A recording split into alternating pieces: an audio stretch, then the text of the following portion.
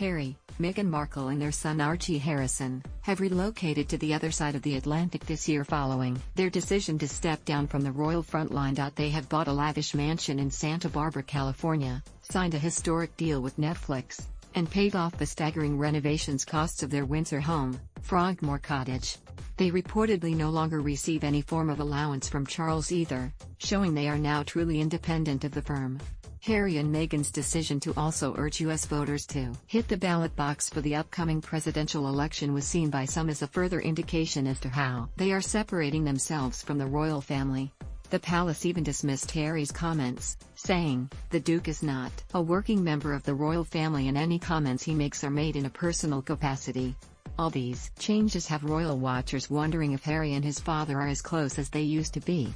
As the Duke of Sussex continues to set up a brand new life, a heartbreaking exchange between the royal and his father has emerged. Both are keen environmentalists, and Harry interviewed his father when he was guest editing BBC Radio 4's Today programme back in 2017 to discuss climate change. Charles told his youngest son, "I want to ensure that you and your children, my grandchildren, have a world fit to live in, that provides them with opportunity."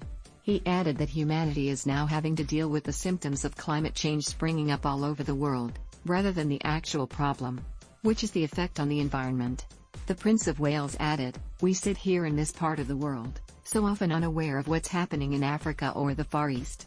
Sadly, the Sussexes are much closer to the environmental crisis now they are in California, as fatal wildfires are currently ravaging the state.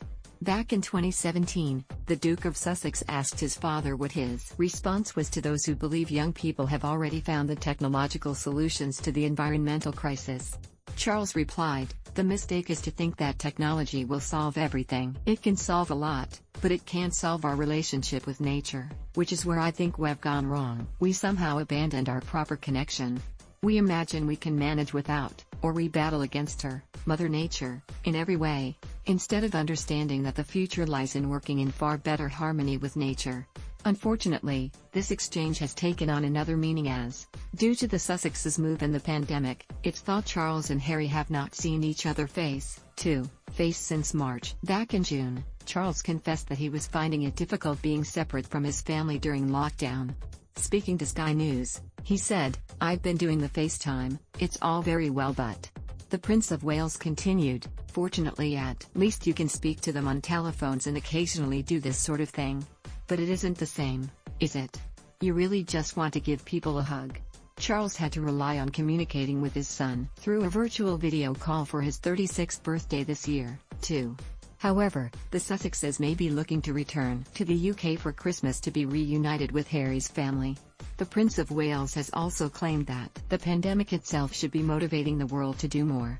He said it is a wake-up call we cannot ignore when he delivered the opening speech at Climate Week last week. Charles added, "The climate crisis has been with us for far too many years. Decried, denigrated and denied. It is now rapidly becoming a comprehensive catastrophe that will dwarf the impact of the coronavirus pandemic."